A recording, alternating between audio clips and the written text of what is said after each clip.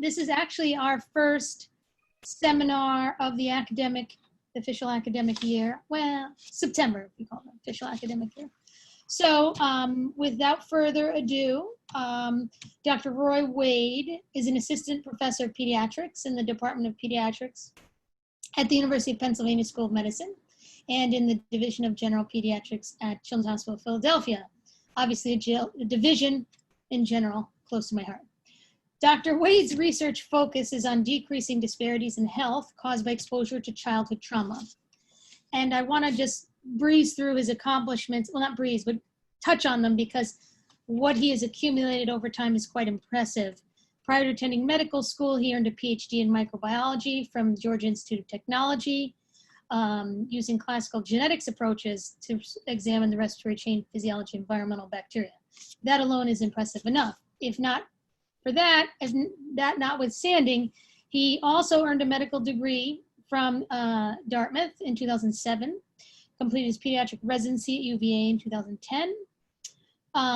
His career aspirations were informed by an experience as a minority health policy fellow at Harvard Medical School, where he earned an M.P.H. in health policy and management from the Harvard School of Public Health in 2011.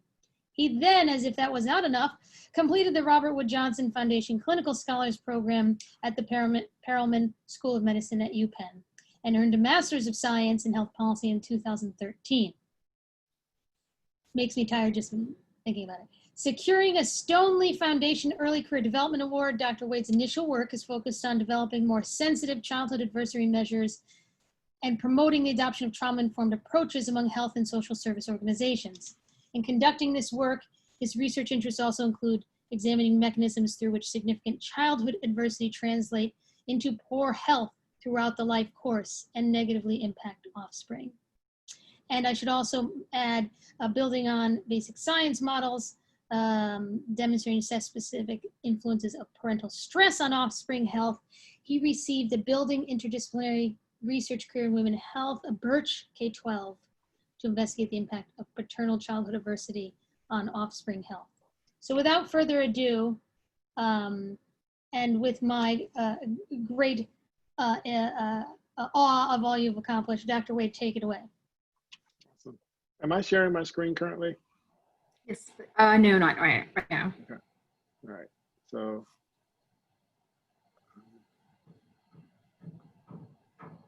I think that is, just want to make sure that people are seeing that. Okay. Is that okay? Yep. All right. So thank you very much. I really appreciate this opportunity to talk with you and share information about my research. What we'll talk about today is some research that we did here in Philadelphia on the Adverse Childhood Experience Study, and really thinking about how to adapt what's known about that study to urban settings, and thinking about what that means for the delivery of primary care services. So I have no disclosures, no conflicts of interest, and some of the research that I'm going to present to you today was funded by the Robert Johnson Foundation and the Perelman School, in addition to the Stoneleaf Foundation. Some basic learning objectives: will be able to identify psychosocial factors associated with poor health outcomes. We'll be able to explore the role of these factors and the persistence, I think, of health disparities across our country. And we'll describe some core components of trauma-informed practices. And then at the end, you'll be able to recognize, recognize the approaches to addressing toxic stress, particularly for primary care practitioners. So a general overview, we'll review briefly the Average Childhood Experience Study. And the more I talk with people, the more people have become very aware of this study and its importance for primary care. We'll talk about how we adapted that study here in Philadelphia amongst a more urban and diverse setting. And then I'll finally close by talking about approaches to addressing childhood adversity, particularly for primary care practitioners. And so adverse childhood experiences impacts the health and well-being of kids throughout their life course. If you were a kid who's born to a mother who had experienced some form of trauma, like sexual abuse or physical abuse growing up, you're at increased risk for fetal death. Moving on, for that kid, if that kid is exposed to traumatic experiences, they're at increased risk for things like developmental delay, behavioral problems, and cognitive impairment. Taking that kid and then moving that kid over into adolescence, they are at increased risk for mental health problems, but then the problems move out of what we traditionally consider health to areas such as education, where they're at increased risk for poor academic achievement, and even involvement in the juvenile justice system and later the criminal justice system. Now, as adults, these same kids are at increased risk for an array of different problems throughout their life, as the average childhood experience study showed. That includes things like mental health problems, physical health problems, disability, and early mortality. In fact, one of the papers from the initial average childhood experience study associated a decrease in life expectancy by 20 years with individuals who reported 6 or more of these traumatic experiences growing up. Now, this slide here describes how we think average childhood experiences impacts the health and well-being of kids across the life course. So first, average childhood experiences, particularly if they occur during sensitive periods of development. As pediatricians, we think about that being between the ages of 0 and 5 and 0 and 6, where kids are undergoing rapid brain development. We know that there are changes in the brain as a result of these traumatic experiences that lead to social, emotional, and cognitive impairment. So if we then look at across the top hand portion of this cartoon, that increases the likelihood that these individuals would adopt health risk behaviors. So things like smoking, drinking, high risk sexual behavior, suboptimal eating, as a mechanism for dealing with or coping with the prior traumatic experiences or even ongoing traumatic experiences. And then you can see how that directly translates into disease and disability, and how the social, emotional, and cognitive impairment can increase your risk for the social problems that I talked about are associated with childhood trauma. At the same time, there's a parallel body of research that have shown changes in the stress response system, your hypothalamic pituitary axis system, and your immune cell functioning that lead to overproduction or later in life underproduction of cortisol that then underlies these health risk behaviors and magnifies one's risk for disease and disability. Now, the landmark study that showed this, for at least for us in healthcare, was the average childhood experience study. It was, the initial publication was released back in 1998. It was a study conducted during the 1990s by the Centers for Disease Control and Prevention out in Atlanta and Kaiser Permanente. And I know many people are already aware of this study, but just to review it, to get everybody on the same page, the researchers surveyed more than 17,000 of Kaiser Permanente's policyholders, essentially asking them 10 questions outlined on the right-hand side of our slide here today. These questions included abuse, be it emotional, physical, or sexual. Then going to the middle, included household stressors, such as having a care provider with substance abuse problems, a care provider with mental illness problems, an incarcerated care provider, domestic violence in the home, or divorce or separation, and then finally neglect, be it emotional or physical. So in total, 10 total experiences from which the researchers created what they call an average childhood experience score that ranged between 0 and 10. 0 if you didn't endorse any of these experiences, 10 if you endorsed all of these experiences. And the study question was fairly simple. It wanted to understand what is the association between a respondent's average childhood experience score and their risk for an array of different health-related outcomes as an adult. And what they found was quite shocking. They described it as a graded relationship between one's average childhood experience score and their risk for things like cardiovascular disease, as I've outlined here on this slide. This is from one of the manuscripts from that initial study published back in 2004. As you can see on the x-axis, you see the average childhood experience score ranging between 0 and 8. And then on the y-axis, you can see the odds ratio of the respondents' risk for cardiovascular disease. And the simple point here that can be shown is that at every incremental increase in one's average childhood experience score, you see an incremental increase in risk for reporting cardiovascular disease. So things like stroke, hypertension, heart attacks, things of that nature. So a dose-response relationship, as some of the researchers called it. The researchers then went on to show this same relationship with an array of different health outcomes, starting with health risk behaviors, so things like smoking, drinking, drug use, high-risk sexual behavior, mental health conditions such as depression, anxiety, PTSD, hallucinations, and suicidality. And finally, physical health conditions, which was the most shocking. So things like, as I said before, cardiovascular disease, diabetes, COPD or emphysema, various cancers like lung cancer and liver cancer, obesity, liver disease, various somatic complaints, infections, disability, and as I talked about before, even early mortality. One key point that this slide highlights is that many of these conditions are amongst the leading cause of death and disability throughout our country. And so I like to highlight the point that as we think about bending the healthcare cost curve, that's a common phrase or statement that's done as part of our healthcare debates, or we think about how do we improve the health of a 70-year-old person or an 80-year-old person or even a 50 or 60-year-old person.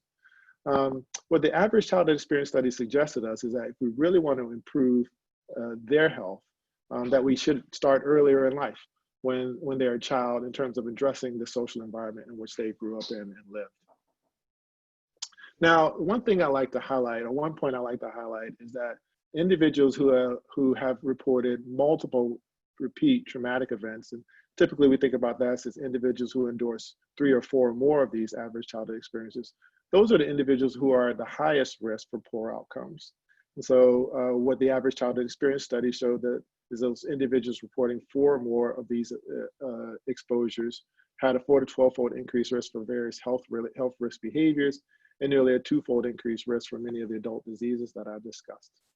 So those you might hear me talk about later in my talk as individuals who endorse or report exposure to significant childhood adversity. They've had multiple repeat traumatic events throughout their life. So average childhood experiences impacts the health and well-being of kids as well, as we talked about before. Those kids are at increased risk for things like fetal death if their parents have been exposed to childhood trauma, but also can experience developmental delay, cognitive impairment, and behavioral problems as a result of their exposure to these traumatic events early in life. But also there's an increased risk for various somatic complaints, which are common presentations within a pediatric setting. So things like headaches, various somatic complaints like belly pain, and even ADHD. As you can see on the right-hand side of your slide, this study was conducted using the National Survey of Children's Health and published back in 2016. Once again, showed an association between a child's average childhood experience score, here shown on the x-axis, ranging between 0 and 4 or more, and their risk for reporting or being diagnosed with ADHD. And once again, you see that same dose-response relationship as you get to individuals who report exposure to significant childhood adversity. I think the key point that I like to belabor here is that as a primary care pediatrician, I'm often asked to assess kids for whether or not they have attention issues. And one of my challenges, recognizing the high prevalence of trauma within the community or childhood trauma within the community that I serve, is that the symptomatology of PTSD aligns very closely with the symptomatology of ADHD. And it's not uncommon that I have a child who is brought in by their parent and their parent thinks they have ADHD and wants to put that kid on medication. And don't get me wrong, I think that stimulant medication could probably do us all well. And that kid will may do better on stimulant medication. But sometimes I get worried that maybe I'm not diagnosing ADHD in these patients, maybe I'm more diagnosing PTSD. And it's not uncommon for me when I do a deeper dive and ask more questions about the kid's prior history prior to manifesting some of these ADHD symptoms. I identify a traumatic event that was antecedent to the changes in these behaviors. And as I said before, it's not that that kid won't respond to stimulant medication, but I know that the kid's outcomes won't improve unless I address the true causes or antecedents of that behavior, which is the trauma that child experienced. Now, one area of research that we're currently working on is looking at the intergenerational impact of childhood trauma on the health and well-being of kids.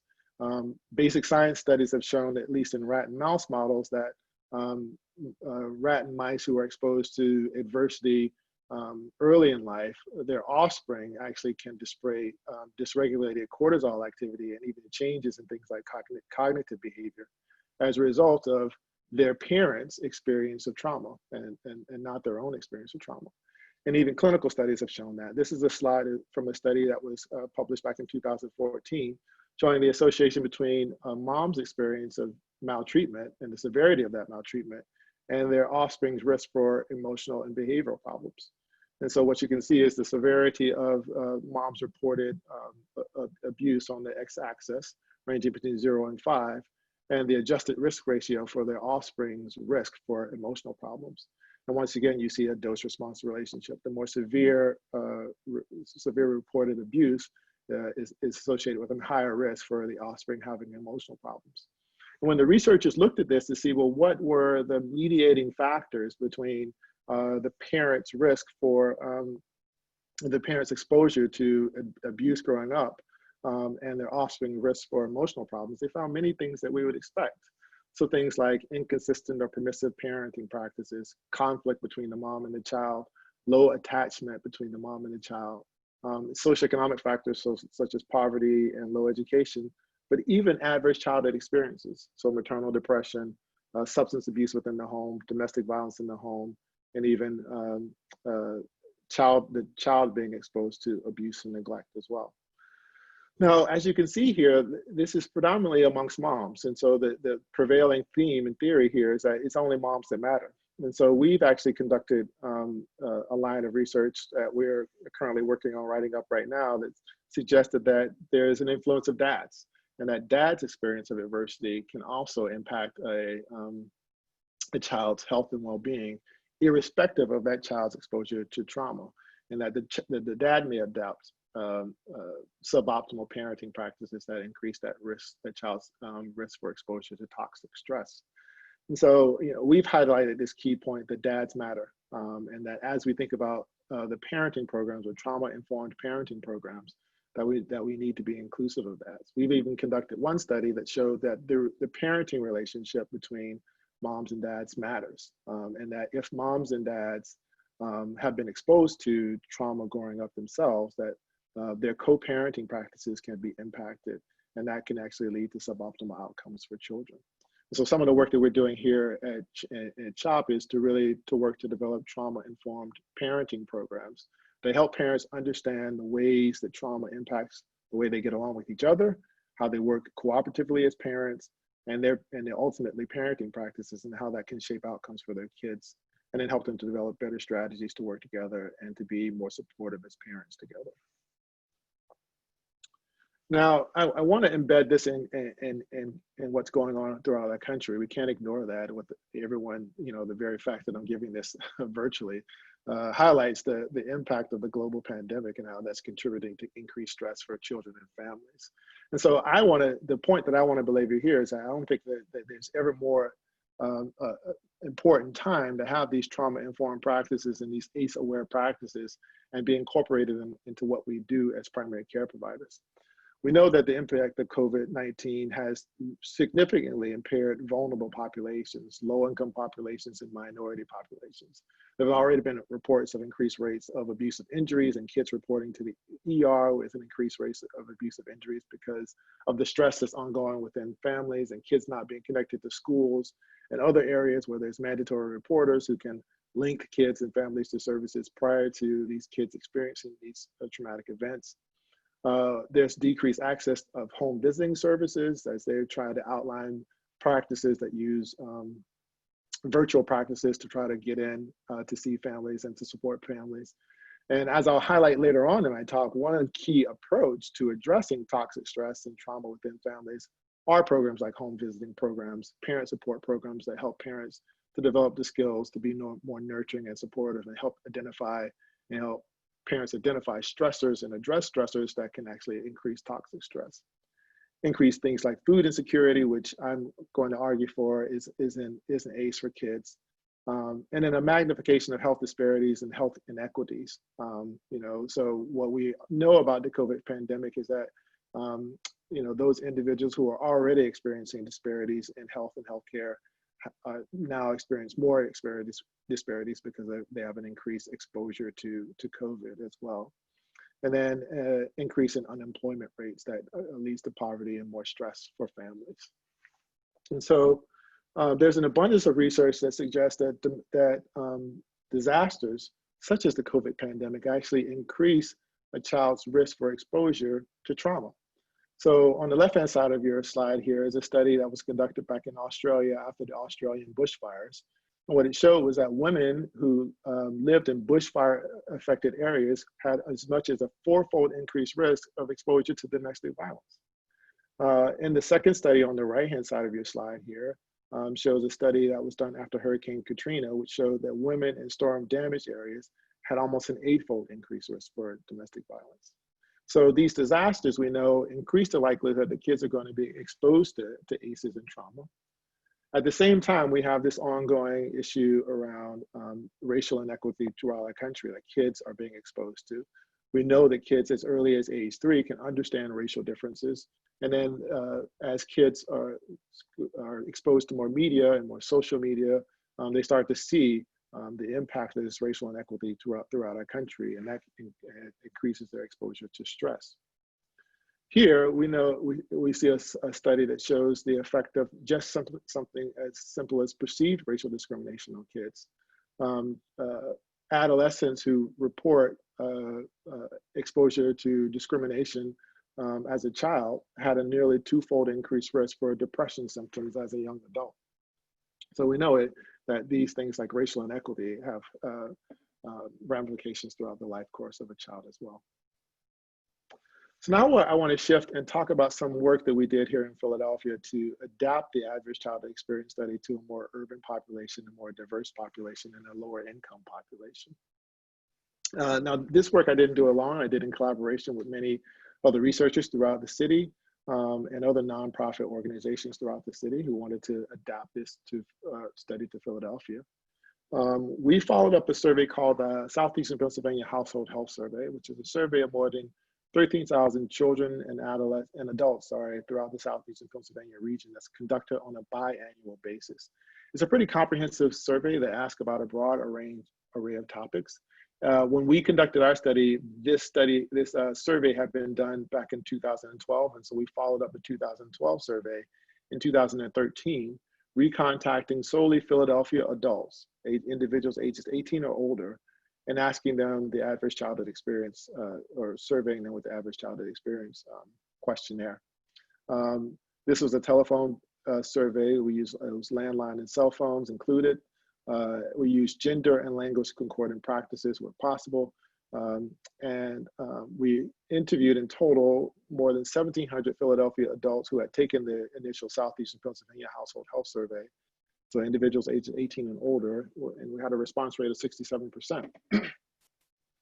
Now, what do we ask them in terms of the average childhood experience question? So we included 9 of the original 10 average childhood experiences, and we termed those conventional ACEs. But when I use the term conventional ACEs, all I mean here is just the original ACEs that were included in the previous average childhood experience survey. So this included things like physical abuse, emotional abuse, sexual abuse, emotional and physical neglect, and various household stressors such as domestic violence, substance abuse in the home, incarcerated care provider, and mental illness in the home. We did not include divorce and separation based on some qualitative work that I'd done showing that there's some complexities in terms of how we conceptualize divorce and separation that need to be considered before we include it as a question or an average childhood experience. And then based on some qualitative work that I had done with young adults here in the Philadelphia region, we identified 5 additional ACEs, which we termed expanded ACEs, to include in our survey. These included witnessing violence growing up, living in unsafe neighborhoods, experiencing racism, living in foster care, and experiencing bullying. And essentially what I want to highlight to you is that the original ACEs are largely ACEs that occur within the home. So things that occur within the family, such as abuse and neglect within the family. And then these expanded ACEs, or the ones that we included, are largely traumatic or stressful events that occur outside of the home, like witnessing violence within your neighborhood, experiencing racism, or experiencing bullying. Now, just in terms of the original average childhood experience questions, so those 9 that we included from the from the original Kaiser CDC study, we saw a higher prevalence of many of them than from the original study. So this slide just shows you the prevalence of the original ACEs amongst our Philadelphia cohort in comparison to the respondents from the Kaiser CDC study. What you can see is that we saw a higher level of things like emotional abuse and physical abuse. We saw a higher level of things like substance abuse within the home. So with more than 1/3 of our respondents reporting those experiences. But in terms of those neighborhood level events, we saw dramatic differences. So more than 40% of our respondents said this: growing up, I saw someone being hit, beaten, kicked, or stabbed growing up. More than a third said they felt racially discriminated against growing up. And more than a quarter said they lived in simply neighborhoods that were unsafe. Now, we wanted to understand, what were the differences in terms of the prevalence or the ACE scores amongst our Philadelphia population in comparison to the respondents from the Kaiser CDC study. So this is a simple bar graph, and the bar graph shows you the prevalence of one or more ACEs amongst one or more of the original ACEs amongst the study populations, and then the prevalence of individuals who were reporting 4 or more of the original ACEs, or as the term I use, who report significant childhood diversity growing up. Responses from the Kaiser CDC study are highlighted in blue, and then the responses from our Philadelphia ACE study are highlighted in red. And you can see the prevalence of these reported events on the left-hand side of the y-axis of our table here. And what I want you to see here is that in terms of individuals reporting one or more of the original ACEs, there really wasn't that much of a difference between the Kaiser CDC study and our Philadelphia ACE study. About a little more than 60% of the respondents endorsed 4 or more ACEs in both study populations. But where you do see a significant difference is in reporting of significant adversity, 4 or more, exposure to 4 or more average childhood experiences. Where in the initial Kaiser CDC study, about 12.5% of the respondents endorsed 4 or more ACEs. And in our study, 20% of the respondents endorsed 4 or more ACEs. Just to sort of embed that, there are about 1.5 million people here in the city of Philadelphia. If we did a good job in collecting a representative sample from our study, you could extrapolate this finding to suggest that there's about 300,000 people walking around the city today reporting 4 or more ACEs. And the question then bears is, how is that shaping health outcomes? How is that shaping behavior? How is that shaping academic achievement and the health and well-being of their offspring? And that's a question that sort of still remains to be addressed.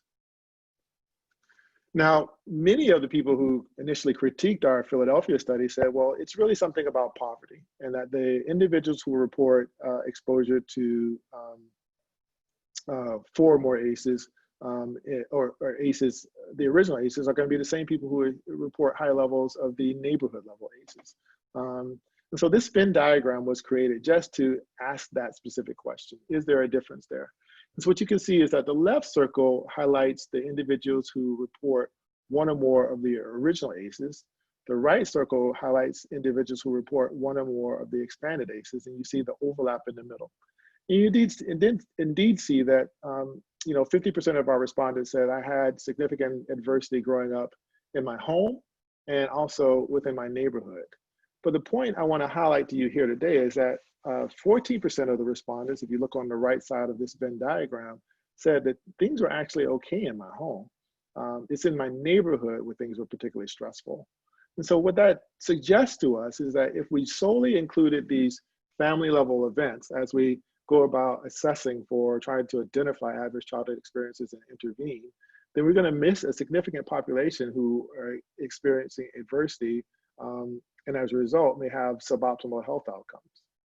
And so, and we see that when we actually look at the association between these expanded ACEs and health outcomes, we see that same association holds up for many of the expanded ACEs. So here's a table, or here's a bar graph, sorry, showing you the association between the original ACEs on the far left-hand side, the expanded ACEs in the middle, and your total ACE score on the right, and a respondent's reporting a risk for smoking. Once we created categorical variables for these ACE scores instead of using the interval variables ranging from 0 to 10. And so the blue represents individuals who reported 0 of these ACEs. The red represents individuals who reported 1 to 4. And then the green represents individuals who reported 5 or more. And then on the left-hand side of your slide, you see the odds ratio or the risk of the respondents reporting smoking. And all I want to show you here or highlight here is that you see that same dose-response relationship that you saw in the initial ACE score in terms of this specific health risk behavior. And then that same dose-response relationship or graded relationship holds up for mental health conditions as well. So once again, on the far left-hand side, you see conventional ACEs, and then in the middle, you see expanded ACEs, and then the total ACE score on the far right-hand side. And then you see respondents' risk for endorsing mental health conditions. And once again, we broke the scores down into categorical variables ranging, starting with 0 and then 1 to 4 and then 5 or more. And once again, I just want to highlight to you here, you see that same dose response relationship for the original ACEs, the neighborhood level or expanded ACEs, and then the total ACEs as well. And then finally, where the relationship seems to fall apart a little bit is for risk for physical health conditions. And so this shows you the association between the ACE scores and the respondent's risk for cardiovascular disease. And you see the odds ratio for cardiovascular disease or having or reporting cardiovascular disease or being diagnosed with cardiovascular disease on the left-hand side or the y-axis of this bar graph. And you see that dose response relationship for the conventional ACEs, but it then falls apart for these neighborhood level events. And so there are a couple reasons why we think that this association, at least for the neighborhood level events or exposures, falls off. One, it speaks to the age of our population. The average age for the ACE study population was about 66 years of age. And the average age for our study population here in Philadelphia was 58 years of age. And so many of these physical health conditions are age-related disabilities and diseases, which may not have had time enough to manifest themselves in our study population. But also the research speaks to the primacy of the family relationships. If you go back to the initial slide that I showed you showing the mechanism through which we think average childhood experiences leads to suboptimal outcomes amongst kids, we highlighted the point, or I tried to belabor the point that kids are most sensitive to these experiences between the ages of 0 and 6 when they are undergoing that period of rapid brain development. And so when are these kids are most likely to be exposed to the family level events during this sensitive period of time. These experiences are likely more impactful in terms of health outcomes, at least physical health outcomes, because kids are exposed to them at such an early age. Whereas the expanded level events, they probably are not exposed to until later in life when they become more school age and get out into the environment. But that doesn't, I don't want to belabor the impact of these neighborhood level events, because just like kids don't grow up in a bubble, parents don't parent in a bubble. And many of these parents are being exposed to these traumatic events, even though they're not ACEs for them at the time. And that we know affects their ability to parent and to address toxic stress or create an environment or be more nurturing and supportive of their kids and limit their child's exposure to toxic stress. Thus, having these experiences affect kids nonetheless.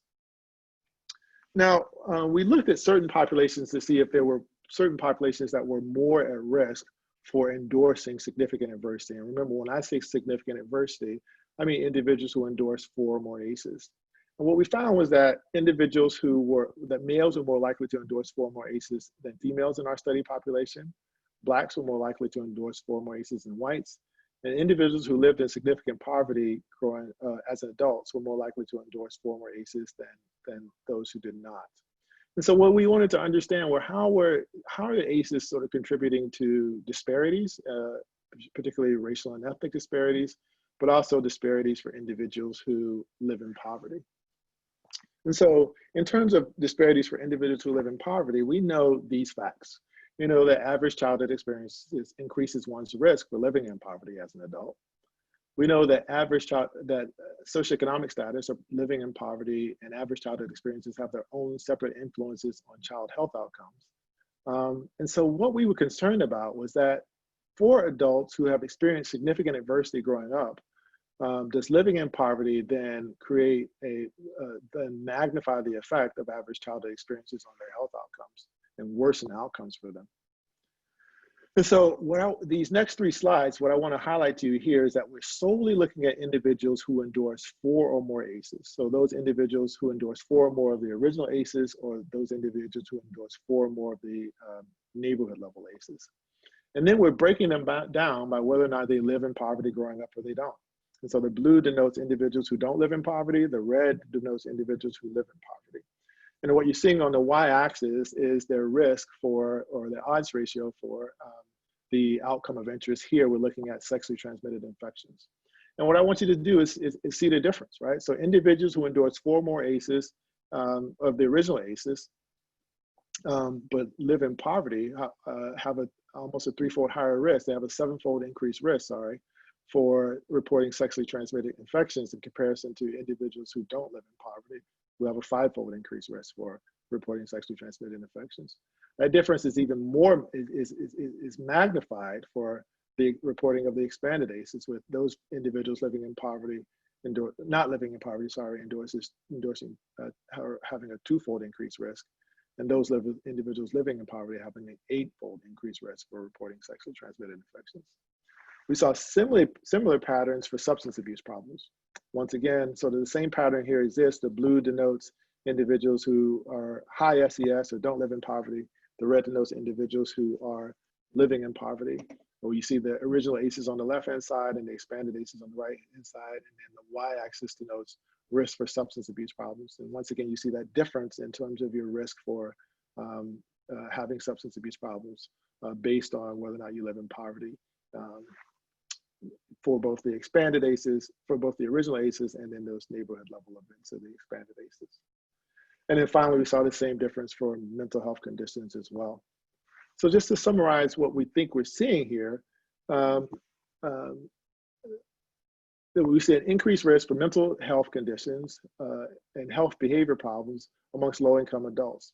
So what we think might be happening is stress caused by adult poverty may exacerbate one's underlying predisposition for poor outcomes that's contributed to or caused by exposure to adverse childhood experiences. So the adoption of health risk behaviors is magnified in health risk in neighborhoods with limited opportunities for healthy activity and easy access to unhealthy coping strategies, so things like drug use or substance abuse within the neighborhood. Now, part of what brought me to the study of adverse childhood experiences was I wanted to understand what's the impact of exposure to adverse childhood experiences on racial disparities. How does differential exposure to trauma then affect or magnify the Black-white differences in health outcomes? And so amongst our study population, we identified 4 outcomes where there was a Black-white difference, a statistically significant Black-white difference in health outcomes. These include sexually transmitted infections, history of substance abuse problems, diabetes, and obesity. So we just looked at substance abuse problems, and we wanted to understand how differences in exposure to adverse childhood experiences or differential exposure to adverse childhood experiences then explained the Black-white difference in substance abuse problems. And so you see that on your pie chart here on the right-hand side. So we conducted a mediation analysis. And what we found was that when looking at what explains the Black-white difference in substance abuse problems, we see first in green that most of it is explained by socioeconomic status, 40% in fact. But then we found that 22% of the Black-white difference in substance abuse problems was actually explained by differential exposure to expanded ACEs. 10% in fact was explained by differential exposures to the original ACEs, such that we surmise that 30% of the Black-white difference in our population in substance abuse problems could be explained by differential exposure to childhood trauma. What that speaks to is this idea that if we really want to, decrease health disparities, particularly racial and ethnic or socioeconomic health disparities, once again, we really need to be focusing on what are the conditions in which kids are growing up and how we're addressing those toxic conditions. Now, finally, I'd like to close up by talking about strategies or ways to address childhood diversity. I feel like I give a pretty sobering talk, and so I like to end on a positive note in terms of highlighting what we think actually works. To do that, I need to highlight what are the different levels of stress to give you a definition of what toxic stress is, because I think that's the common phrase or term that's used to really describe significant childhood diversity. Now, as I go through my talk, I don't mean to suggest that some level of stress is actually not normative and actually required for healthy development of all children. We typically think of that as positive stress. That's brief increases in heart rate, mild elevations in stress hormone levels that are transient over time. Now, tolerable stress involves serious experiences. It can be things like death of a family member, but the key here is that they're temporary and they're often buffered by supportive relationships. Now, when I talk about significant childhood diversity and the negative impact of adverse childhood experiences on the health and well-being of kids, what I'm really talking about is toxic stress, which is simply prolonged activation of the stress response system in the setting of an absence of supportive and protective relationship from adults. And what we know is that kids can enter this cycle of toxic stress where they're exposed to a traumatic experience that leads to chronic fight or flight and increased cortisol levels throughout the body, but particularly in the brain, where it leads to changes in the brain architecture that makes the kids hyper responsive to stressful situations, or even situations that we might not consider stressful at all, that increases the likelihood that they're exposed to more toxic stress again, and enters them and keeps them in this cycle. And people often ask me, so as a researcher that's studying adverse childhood experiences, what do I think actually can impact and mitigate the impact of these experiences? And the research supports it over and over again, but anecdotally, we already know this. We know that what do people or individuals who report traumatic experiences growing up say made a difference for them? They highlight the role of some adult in their life who was able to help them to deal with these stressful situations. And the research supports that. Time and time again, nurturing and supportive relationships are key for helping mitigate the impact of these experiences or decrease a child's exposure to these toxic events outright. And so that notwithstanding, there are many approaches that are based on this idea that we know can actually help to improve the health and well-being of kids who are at risk or who have been exposed to trauma growing up. As I said before, it highlights the importance of parent support programs, so things like home visiting programs or parent-child interaction therapy that helps build attachment between children, between parents and their children. If you're an adolescent who is experiencing depression or anxiety and has been exposed to trauma-focused cognitive behavioral therapy has actually become the standard of care for these individuals. But even sort of thinking about mindfulness practices and how do we help build positive coping strategies amongst individuals who've experienced trauma. And then finally, working on non-cognitive skills or executive functioning skills. The research suggests that we actually can't do a lot to actually change the cognitive ability or capacity of individuals who have experienced or been exposed to significant trauma growing up, but that we can help them to regulate their emotions better, to plan their day better, to show up for time for work or for class, and to engage their peers when they need help or when they need support. And it actually goes a lot further in terms of improving outcomes for those individuals than trying to boost their IQ, so to speak. And then in thinking about primary care or healthcare, some approaches that are ongoing or being adapted include things like assessment.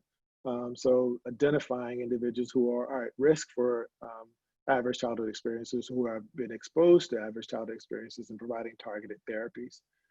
Building in anticipatory guidance into the work that we've done. So as a primary care doctor, I do anticipatory guidance around an array of different things: healthy sleeping, healthy eating, seatbelt use, decreasing risk for gun violence exposure. But I don't necessarily do any work around decreased risk for, or that's trauma informed and talks about anticipatory guidance around the impact that trauma may have on parenting and how we can be more nurturing and supportive in those settings to help kids overcome these experiences.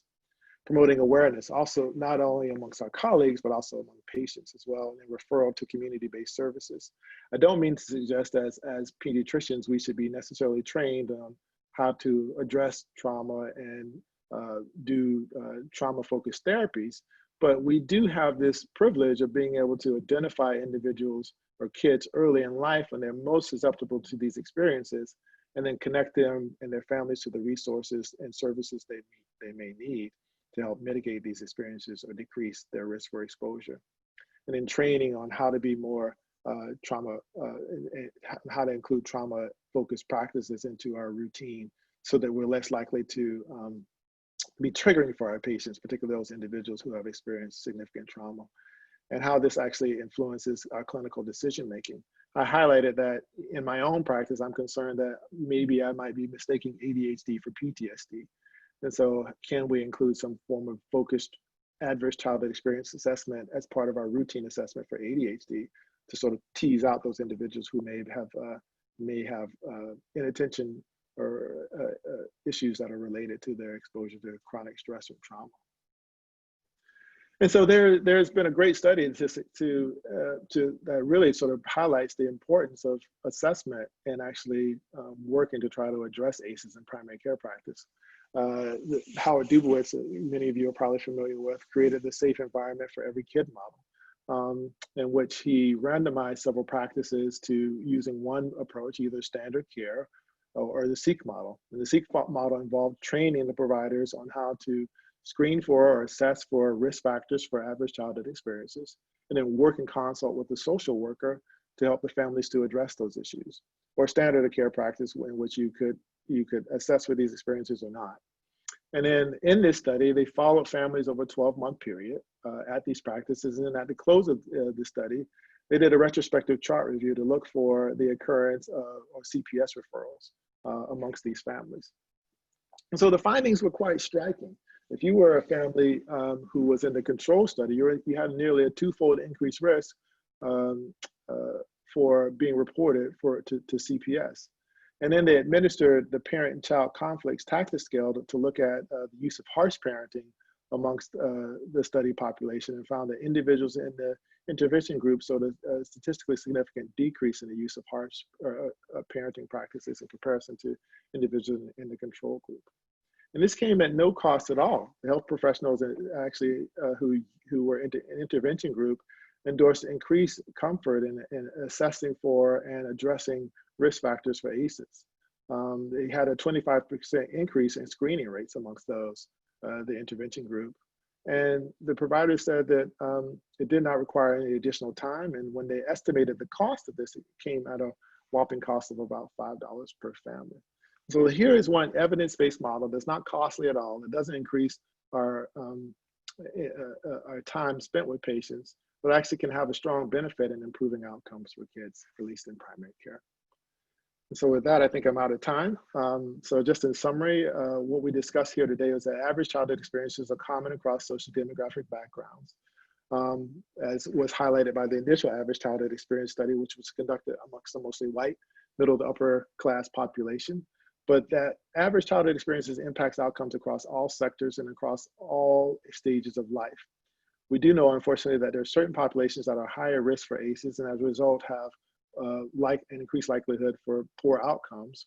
And we thus suggest or think that ACEs might actually be magnifying worsening outcomes and magnifying disparities, particularly amongst, in terms of Black and whites, and then also in terms of poor and affluent populations. And then we talked about approaches or strategies to addressing ACEs and the importance of awareness and just having a general knowledge about how ACEs may influence the population or the patients who you serve. With that, I think I'm done. So just acknowledging some of my collaborators and colleagues and mentors. And I just want to thank you for your time. Thank you, Dr. Wade. That was outstanding. I've been getting many thumbs up from the attendees. I got two general questions. One's more clinical, one's a combined of some of the questions, and one more clinical, one more research. So the clinical, some of the faculty want to know first how you discuss in clinic the connection between traumatic exposures and health outcomes in your patients. Is that part of your anticipatory guidance, for example? And then also when you're referring these patients, how easy is it for you to find these referrals for them or their caregivers? And how do you sell it to them? So I think two great questions. So, as I talk about the impact of trauma, right, I'm careful because some of the language that I can use, and I've tried to work on this as I give these talks can seem deterministic. I don't mean to suggest to anyone that if you've had 4 or 5 or even 10 of these experiences, then you're going to have cardiovascular disease and you're going to die 20 years younger than you would have otherwise suspected to, right?